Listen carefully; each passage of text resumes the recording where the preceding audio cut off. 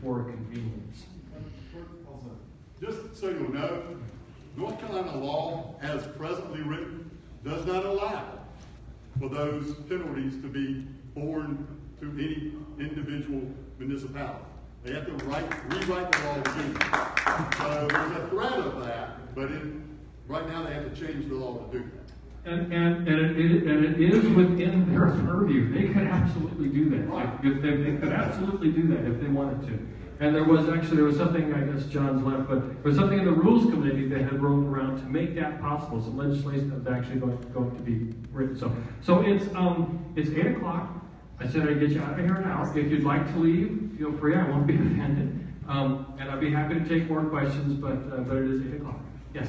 I don't have a question. I just wanted, somebody mentioned something earlier about the state and toll roads. And if you go on to the NCDOT's website, there is actually a link there that says the Governor's North Carolina Highway Program.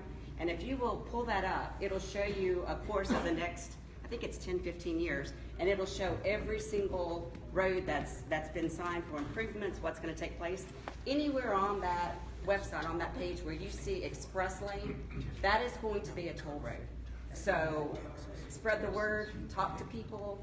The information's there. It is something that's available, but it's something that people just aren't going to go and look for. You sort of have to direct them to that. But the information's all there, and you can see all of the toll road projects and let people know that they are referenced as express lanes or express lane.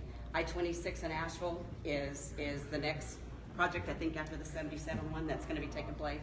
So it's a good reference, and it's also a good political point that's going to be valid for this election and who those people need to vote for.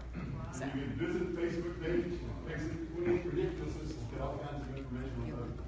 Yeah, Tom. We got out this week, townships went to Raleigh to a backdoor meeting, and some negotiations going on about the $85 billion, getting rid of the overpass, widening 21. All this modification talk by elected officials in Raleigh. How do we stand, this group, and modify this, working behind the scenes versus what we're trying to do to stop it? Yeah, our position is this. All right, you modify this contract, that's like saying let's buck a few rivets in the side of the Titanic and we'll keep it afloat. It is fundamentally, foundationally flawed, and we want it canceled. I'm sorry. Sorry, what? Any of the elected officials went to Raleigh, this meeting, with a private citizen, elaborate on those negotiations behind a closed door. Yeah, I don't think we have them here in the room, so. I can speak to it briefly if you don't want, if you want me to.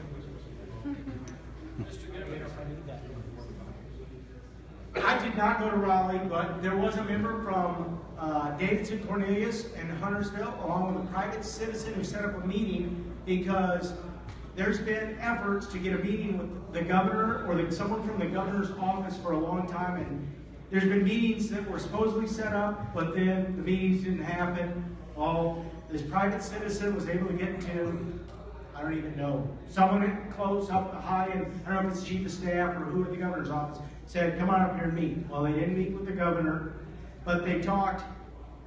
Secretary of Transportation was there, and what they've asked, and they sent a letter, which is public, it's been put out. The Secretary of Transportation has asked all the jurisdictions, not just along the I-77 corridor, but every jurisdiction that's in CRT, 27 different jurisdictions, to come back with areas of the contract that they think are problematic.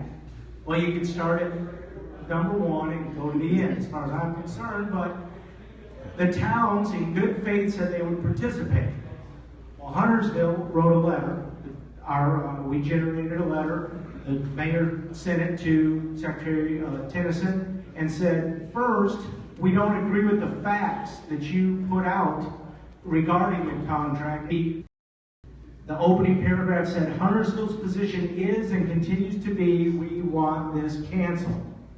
Stipulated the 8 facts we didn't agree with, and at the end it said, we want to reiterate Huntersville's position is, we want to cancel this contract. I believe Davidson and Cornelius are writing letters now. They're due back to the Secretary Monday, the 14th, with anything. and I believe their opening paragraphs and their closing paragraphs are going to be very similar to that. These three towns have all voted to cancel this contract. Here's what the problematic parts of the contract are we want to let you know about.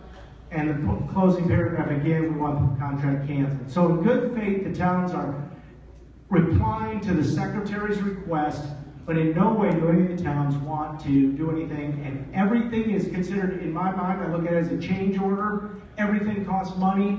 And if one of the reasons they said they're doing this instead of general purpose lanes is because the taxpayer contribution is less, well, that brings the taxpayer contribution up a lot, and we're not interested. So, Tom, I hope that answers some of that question. One follow-up. Is the $85 million off the table, or are they still negotiating? I'm not familiar with the $85 million. The overpass, the interchanges, they said they were taken off the table because one of the local officials wanted it, and they don't want it anymore, so they took it off. There's all kind of stuff going on behind the scenes.